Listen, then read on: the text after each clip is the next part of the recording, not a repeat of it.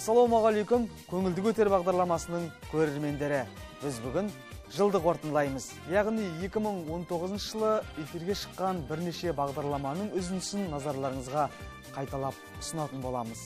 Олай болса, бізбен бірге болыңыздар. Алтынбек, сізді көбіміз тамаша әндерді шығарған сазгер ретінде білеміз. Қазіргі таңда қоржыныңызда қанша туынды бар? Осы жақында бәрін іріктеп жазғанда 70 шықты. Содан кейін тағы да ұмытып қалғандар тағы да бір 3-4 тіркедім. Авторлық әндеріңіздің құқықтары қорғалған ба? Қорғалмаған. Біреу иемденіп кетсе? Ол жағынан көп қысылмайды. Қазір не көп, ән көп. Бір-біріне ұқсайтын дүниелер де жетерлік. Сіз ән шығарарда? Иә. Мүлде музыка тыңдамайсыз ба? Өйткені санаңызда қалып қоймауы мүмкін ғой. Керісінше бір өзіме бір ән, жаңадан ән ұнап қалады ғой, қайта-қайта тыңдайды.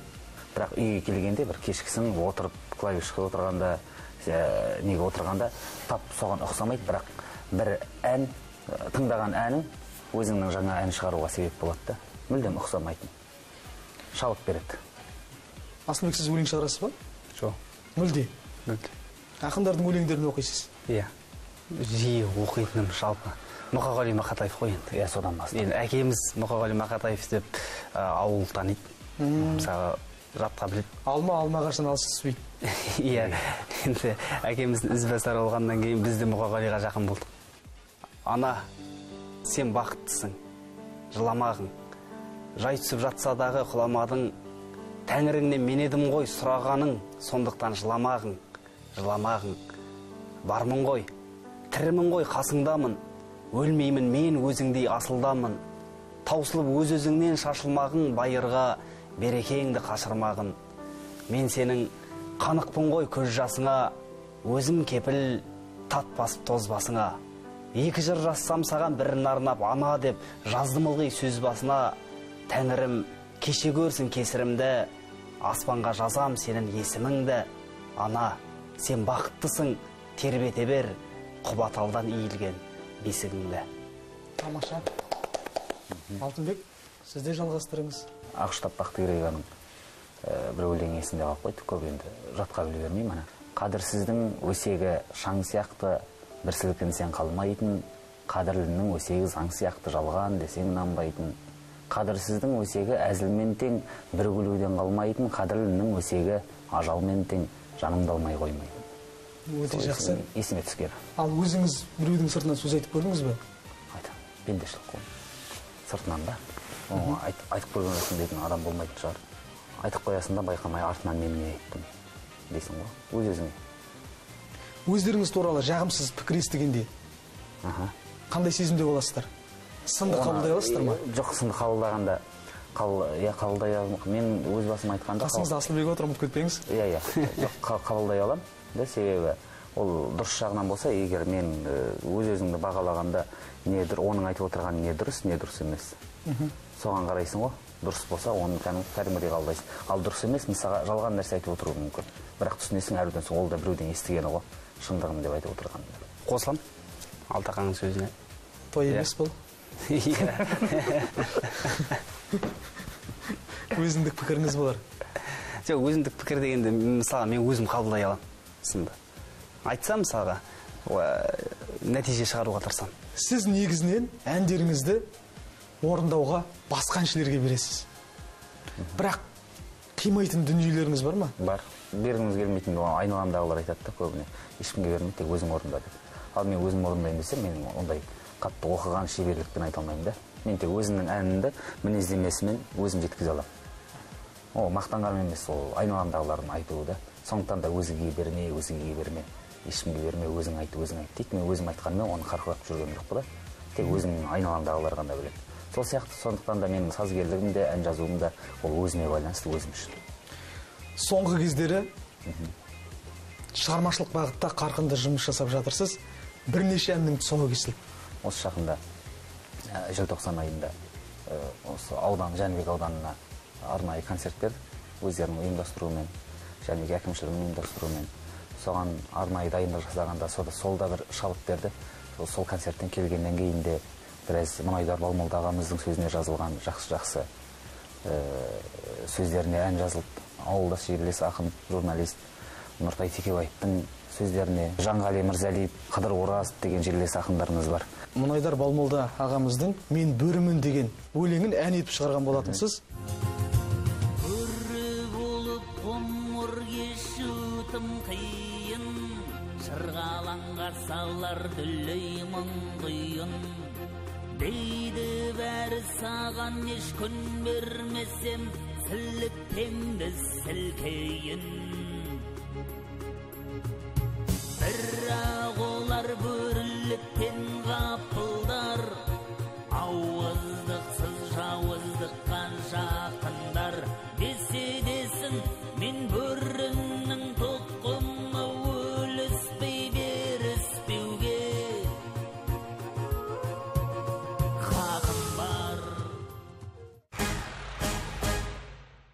Қадыр Мырзали атындағы мәдениет және өнер орталығының қызметкері Талғат Мықи және Ақжайықтың азулы асабасы байқауының жеңімпазы Мейрамбек Кенжеғали. Адамды адам еткен еңбек болса, Талғатты талғат еткен ақындық өнері. Бойыңызда осындай қабілеттің бар екенін қашан білдіңіз? Өзім білген жоқпын ғой. 5-ші сыныпта жаңағы бір алғаш туын тақпақ қой енді ол кезде.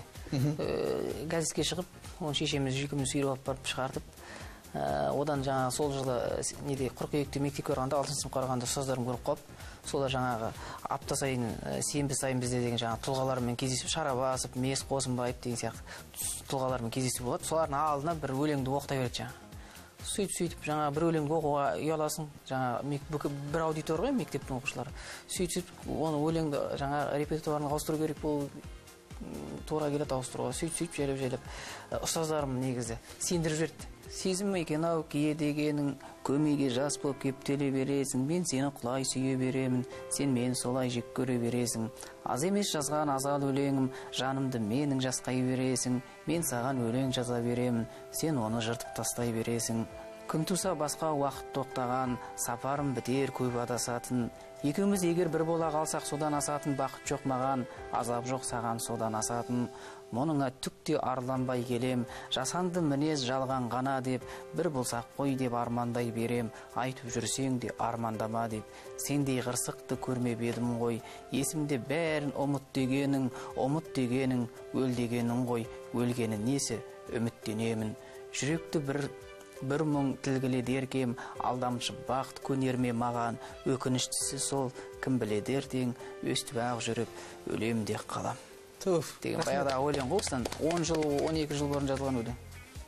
Кейіпкері кім? Құпия ма? Сол кезде мектептегі махаббаттар. Асабалық білім беретін арнайы оқу орны жоқ. Сіздің құжатсыз жұмыс жасап жүргеніңізге қанша уақыт болды? Асабалық деген мамандық жоқ. Асабалық деген өзінің адамның бойындағы нәрсе ғой. Қазір шығып тұрған таланты, пысықтығы, бала кезден еліктеп өстік қой асабалық бәрін. 11 жылға кетіп барады мен асаба болған. Айтпақшы, сіздің дипломыңыз бар екен ғой. Яғни біздің арна ұйымдастырған Ақжайықтың азулы асабасы байқауында жеңімпаз атандыңыз. Сол сайыстан кейін не өзгерді? Өзіңіз туралы жағымсыз пікірлерді құлағыңыз шалып қалған жоқ па? Ол сайыс деген біраз шулатты ғой, жақсатын жоқ. Біраз адамдардың қандай екенді білдік. Кімнің қандай екенді біліп алдық. Қолдаған әріптестеріңіз көп болды ма? Енді қолдаған әріптестер өте көп болды. Дұрыс деп айтқандар көп. Яғни сыртымыздан сөйлеп жатқандар да бар. Оның бәрін естіп жатырмық, оның бәрін біліп жатырмық. Яғни ол сайысты ұйымдастырғандарыңызға рахмет. Ол сайыста енді бірінші орын алғанның өзі халықтың арқасы ғой. Тек қана Орал емес, бүкіл Қазақстанның түкпір-түкпірінен дауыс берілді. Турасын сұрайыншы, Талғат. Сізді өрелі өлең жазатын ақын ретінде танитын едім, бірақ соңғы кездері жеңіл әндердің мәтінін жазып кетті деген пікірді өз көзіммен оқыдым. Оқыдық қой өзімізде, неше дұрысын. Енді әнге жеңіл сөз жазып кетті деп сын айтатындай, мысалы мен әнге біреудің өмірлік философия салмаймын, онсыз да. Жеңіл желпі ғой, әннің сөзі жеңіл желпі болып, түсінікті жалпыға. Мен өзім нағдай өсем екен. Жақсым келді, жаздым. Тыңдағы сеген адам тыңдайды, тыңдағы сеген адам тыңдамайды. Жұрттың пікірін аса бір. Мән бермейсіз? Мән бермеймін. Біреулер жаңа несін оригинал деген несін алып алады да, или қайырмасын тыңдап алады да, мағынасы жоқ. Ол мағынасы жоқ емес, ол мағынасы бар басынан аяқ біріншіден. оны дұрыстап бастан аяқ тыңдаса. Мен ақымақ емеспін, мағынасы өлең жазатын. Мағынасы деген бір-біріне соқпайтын сөздер жазу ғой. Тыңдаған адамға басы бар, өлеңнің аяғы бар, ортасы бар. Енді көшірмесің деген бола ма, болмай ма? Қой, болмайды ғой. Өйтіп Подделка. Өйтіп. Жақсы, бұл қалжың ғой. Бұйымтайыңыз болса, мүмкіндік бар. Тәкеңе бұрыннан негізі бір айтқым келіп жүрген сөздер бар. Өзімнің туған жеріме, туған ауылыма бір ән шығарып, сөз жаздырғым келіп. Тәкең емес, менен сұрап отқан сияқтысыз. Қарап айтыңыз. Болды, бірақ ондай ұсыныстар дейтін, ондай болды. Тәкеңді кездестіре алмай жүрдім біраз. Тәкең бүгін өзің кездестіріп жатсың ғой. Көп рахмет. Тас жолды бұрған терек. Бақ берсін саған да Аллам, маған да Аллам. Алалық көрмейтұғын адамдардан. Жалғыз жолы айналып өтіп ғана жолымызда тұратын жамандардан. Болашағы жоқ келің ғой. Тұрмайды мәңгілікке бақыт баста, жас күнде өткізбейік уақыт босқа. Саусағыңа сақина салған күні, бойдақтық күндеріңді атып таста деген. Маша. Ақырған заманды алу болатын шықты. Арыстан емес аю ақырып тұр. Алла ғана жаратқан мақұлық бұл. Теріс жолмен баратқан кейбір жасты қайтсын деп кейін қарай шақырып тұр. Керемет. Мұна суретке тұрар тырнақ астынан кіріз дегендерден келіп сияқты қазір. Саусақта отыр екен бала мынау, көп жайтты ойға түйіп ала мынау. Әйелімнің тырнағы сондай болса, каблуктың астында қала мынау. Ауырдың үстімен жеңілдің астымен жүретін zaman ғой.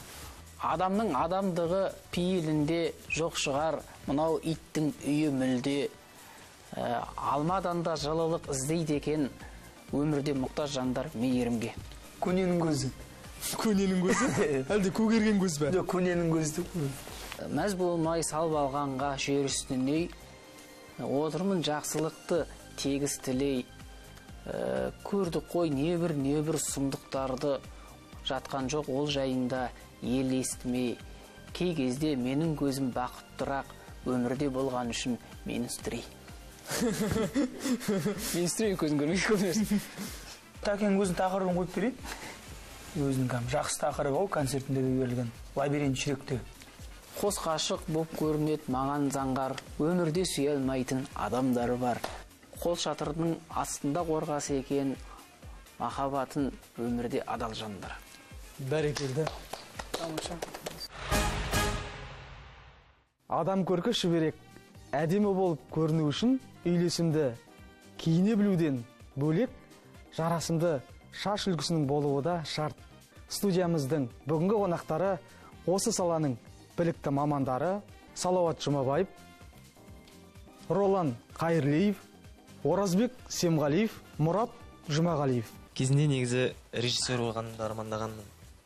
Бірақ оны мен... Режиссер шаштараз деген мамандық жоқ. Ол оқысамады. Сосын шаштараздықты үйреніп, шаштараздықты бастадым. Мен енді бала кезімде ең бірінші кино көп қарадым, сосын кино көп қарасында. Екінші режиссер отырау деймін. Актер боламын деп ойладым ғой енді. Ойладым емес, армандадым, актер болғым келді. Сосын енді оған қиын жол болғасын, оған жол шыққан жоқ. Сосын енді осы бертін келе, осыдан 6 ай бұрын бар. Интернеттен чисто қарап жүрдім. Барбер деген мамандықты. Содан кейін жақын арада үйрендім осыны. Оралда бір. Екеуі негізі кино түсіресеген сияқты. Мықты маман. Актер, режиссер. Мүмкін болашақта болып қалар. Оралдың мықты маманы бар, Берік деген, содан үйрендім. Бала кезімде архитектор болғым келді. Соған қатты тартты. Бұл мамандыққа келгенім Берік ағам бар. Оның қасында жүргенде оқуда, сосын практика уақыты болады да. Сол уақытта бос жүргесін, сол Берік айтты, кешеш қасыма сен қолынан келеді, үйренесің, бәрін істейсің. 2-3 күн қара деді, сосын қиясың, содан кейін өзің шешесің деді, қалай істейтін.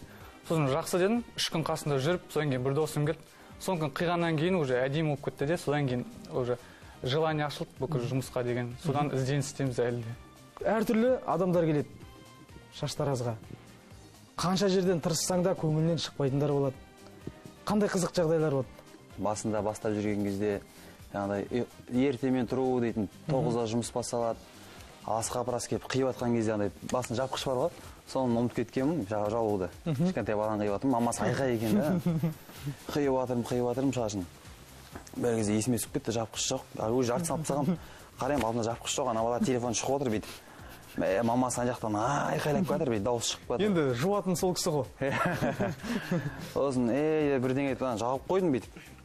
Дәл шығып жатыр, ішіне шаш тұр енді. Мамасы да кетпейді ана жаққа. Жарап ішін үржіп, шафемен үржібейін десем. Бір ретте қиып атып, единичка деген насадкамен сол қиып атқанда ұшып кетіп, сол байқамай нулевкамен кіріп кеткенім бар.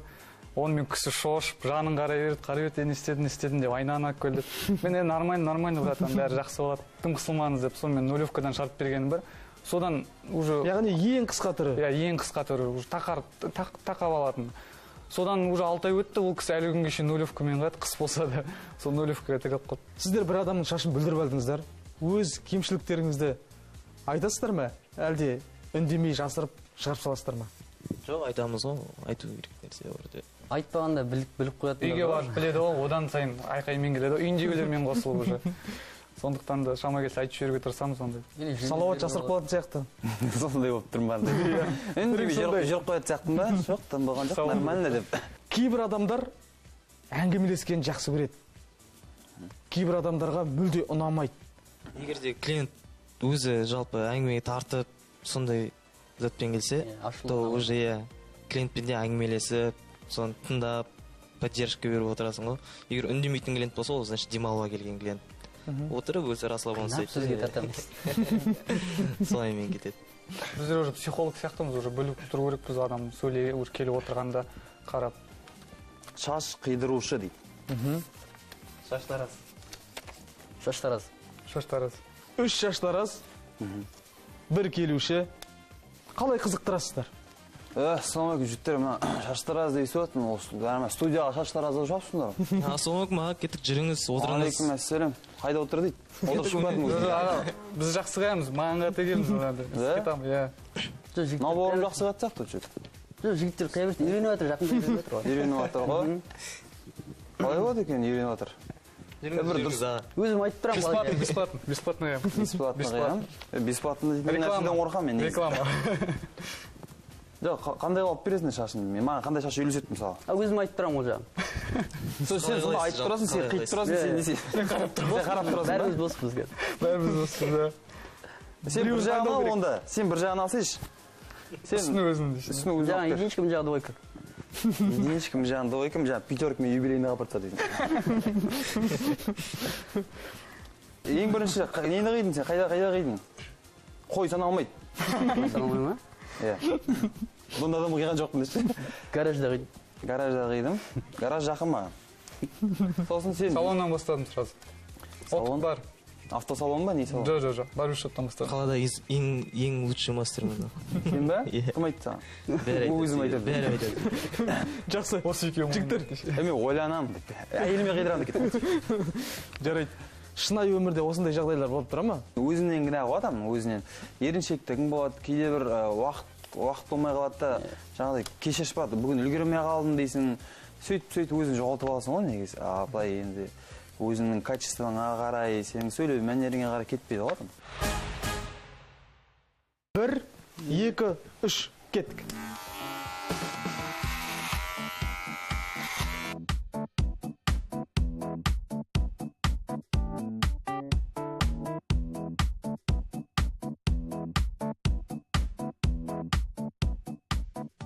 Екісінің почеркі екі түрлі болады сюда. Ешқашан бірдей болмайтын сияқты меніңше. 10 жерде келісіпсе сен де шықпай қалатын сияқты. Бірақ бүгін тырысамыз ғой.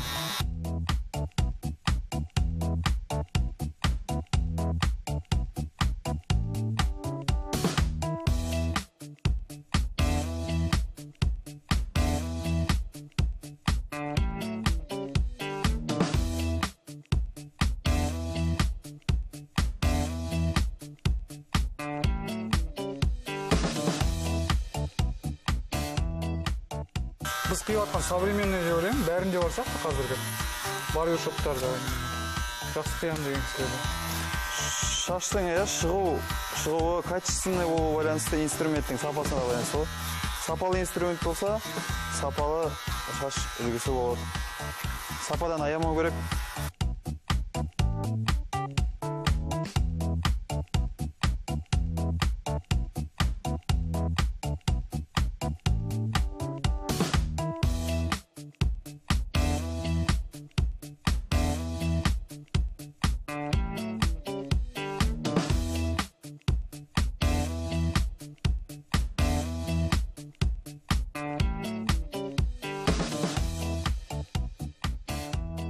Сурет дым керек емес па шынымен? Осымен уақыт бітті. Тек екі жанын ғана алыңыздар деп өтініш білдірген болатынмын. Жақсылап өзін экраннан көрсетсеңіздер. Шошып кетпе тек. Өзің сақ бол. Өзін ұста. Шыныңызды айтыңыз шал. Қай жағы ұнап тұр? Мара таңдайтын жоқ неге? Таңдауға болсам. Таңдау болмай қойсын осы жерде. Яғни достық жеңсін. Достық. Тамаша. Салауат, көріп тұрсыз ғой. Алдағы уақытта тегін шаш қиғысы келетін адамдар осындай жолмен айтатын мақтаймын. Жақсы, рахмет. Әнші Асаба Мерей Амангелді және айтыскер ақын, сазгер, спортшы Райымбек Көтепов. Ең алғашқы рет айтысым 8-ші сыныпта Алматыда республикалық айтыстан бірден бастап кеттім. Есімде әлі сол арнайы жүлде алдым. Бірінші қарсыласың кім болды? Ең алғашқы сол қарсыласым Диас деген астаналық ақын, Мейіржан Әлібек деген ақынның шәкірті. Диас Төлепбергенмен айтысып, одан финалға шығып, финалда тағы бір үлкендеу қызбен айтысып, сөйтіп сол алғашқы қадамым сол болды. Негізі қыздармен айтысқанда жігіттер көбіне ғашық бола салады. Жасына да қарамайды сияқты. Сізде де сондай тактика ма? Ондай енді болған андай айтысты басты мақсаты сол өткізу ғой халыққа. Сондай мақсатта жаңағы қыздармен айтысқанда енді басқа ештеңе келмейді де, амалсыздан қырындауға неге көшесің. Үлкен болса әпке деп өтірік не істей қоясың. Өзіңнен жас кіші болса қырындауға көшесің. Өткеннен кейін танымай қалыпсың. Ондай махаббаттар көп болды ма? Енді көп болған жоқ, қызбен де көп айтысқан жоқпын. Енді бір 2-3 рет айтысқан бармын әр рет. Негізі қыздармен айтысудың хас шебері Мақсат Аханов екенін бәріміз де жақсы білеміз. Шағаш дейтін ауылда оқыдым 9-ші сыныпқа дейін. Сол кезде аудан басында Балдәурен балалар байқауы деген болады. Ол кезде енді отбасын айтып кету керек. Енді отбасында әкем, анам, ағам барлығы домбыра тартады, баянда ойнайды, гитара тартады. Сосын жағадай қарап отырмайды ғой енді үйдегілер. Барып қатысып кел, бағын сынап бір көрейік деп. Сосын ауданға келіп, ауданнан орын алып 2009 жылы Орал қаласында Қаратөбе ауданының атынан шығып 2-ші орын алып, содан кейін жаңа біреуді көрсе бар ғой ауданда. Осы баланы шақырайық деп, енді тағы шақырғаннан кейін көңілін қалдыра алмаймыз. Сөйтіп концертке барып тұрып, ара-тұра ән айтатынымыз бар еді. Қандай бағыттағы әндер өзіңіздің жаныңызға жақынырақ? Лирика ғой, жай әндерді жақсы жеткізем. Райымбек, ақындар әнге сөз жазады. Ол қалыпты құбылыс. Бірақ айтыскерлердің арасында сазгерлігімен танылып жүргендері сирек. Осы бағытқа қашан келдіңіз? Енді мен осындай сазгер болайыншы деген ондай мақсат болған жоқ, ондай. Жай ғана осы домбырамды шертіп отырып, бірінші поэзиямен өзі өлеңдер жазатын бар. Соған 1-2 рет әуенмен түсіріп, сөйтіп ең алғаш рет сол бір ауылдың бір қызына арнап жазған әнім бар еді. Есімі кім? Содан кейін. Иә, ол театр кештен бері қарай ол. Содан бері енді жазып, сосын басқа да Орынбек ағалары да жазады. Сосын менің де сондай қызығушылығым оянды енді сазгерлікке. Домбырамен шертіп, басында енді нелер қорқыныштар да болады, басқа әуендерге ұқсап кететін сияқты болды. Райымбек, кешірім сұраймын, сөзіңізді бөлейін. Сіздің әндеріңізді тыңдаған бір жақын досым, мына жігіт Орынбектің стилін қайталап жүр ғой, соған қарағанда Әбжапарға бергісі келетін сияқты деген пікір білдірді. Енді Әбжапарға деп арнап жазған әндер емес. Бұлай енді еліктейтін өнердегі ағам Орынбек аға ғой, енді тап соның әуенін естімесем де соның бағытында жазатын шығармын. Бірақ Әбжапарға да бергім келген әндер де бар, бұйырса шығып қалар оларда. Алдағы уақытта сонда сіз Орынбектің басты бәсекелесі болайын деп тұрсыз ба? Енді жоқ, өнердегі серіктесі болатын бармын жай. Өмірдегі емес, өнердегі. Өмірдегі. Жақсы. Мерей, дәл қазір Райымбектің бір әнін орындап берсеңіз. Осы айта кетейін, Райымбектің жанұясымен Қаратөбе ауданында кездесу болды. Сол кезде Райымбек жаңа басымды кетірме деген әнді домбырамен орындады. Папасы, мамасы бәрі келіп отыр. Сол кезде папасы таңғалып еді Бекболат аға. Мен мына әнді бірінші рет естіп тұрмын деп. Содан видеодан қарап алып, қайта-қайта тыңдасам, әдемі ән екен. Сосын Райымбектен сұрап, бір рет гитарамен орындап, әлеуметтік желіге салып, содан сұраныс түскен ғой. Жақсы. Қазір әншісі бар, бірақ енді орындап берейін. Ұнаттым өзіңді, ұмыттым өзімді, көркіңмен мас қылдың, ояттып сезімді, жайнаған гүлсің ғой, құлпырып тұрсың ғой, бағалай білерім, қарамай жүрісің ғой. Жүрмейсің елепте, әлемің бөлек бе, сүйуім үшінде, күйуім керек бе, өмірің өтуде, өткенге өкінбе, тек мендік боласың, басымды кетірме. Болып жүрген даратым, сенсің махаббатым, көзіңде әдемі, көз жауын алатын, сүйкімді істерің, не деген күштедің, жүрмей тұр әттең ай, жүрекке істемім.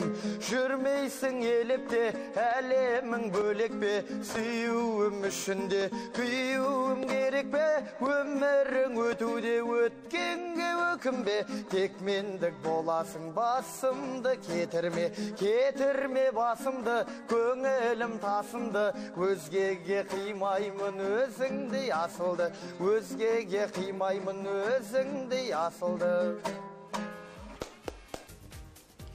Нұсқаларыңызды айта берсеңіз. Не болуы мүмкін?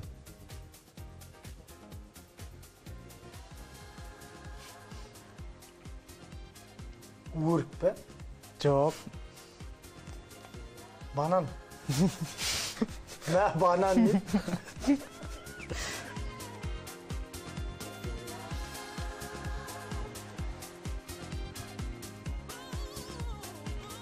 Тағы қандай нұсқаларыңыз бар? Шедек қой әйтеуір. Білмеймін. Ананас.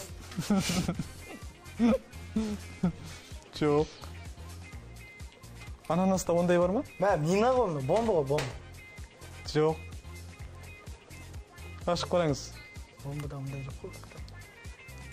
Бомба емес, граната. Граната. Жақсы.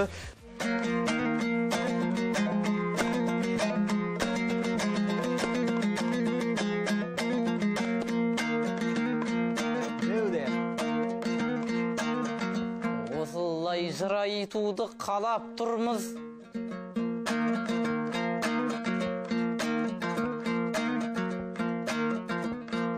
Бұл жерді жақсы жер деп санап тұрмыз.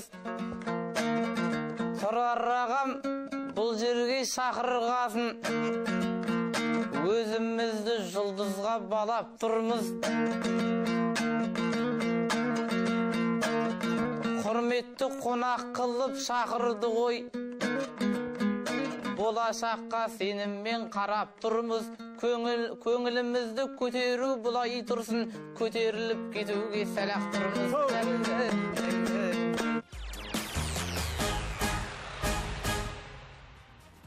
2019 жылы түрлі салада жемісті жұмыс жасап жүрген көптеген жандарды студиямызға арнайы шақырып сұхбаттастық. Оларға қызықты тапсырмалар беріп, түрлі ойындар ойнаттық. Бұл дәстүрді 2020 жылда жалғастыратын боламыз. Мереке құтты болсын.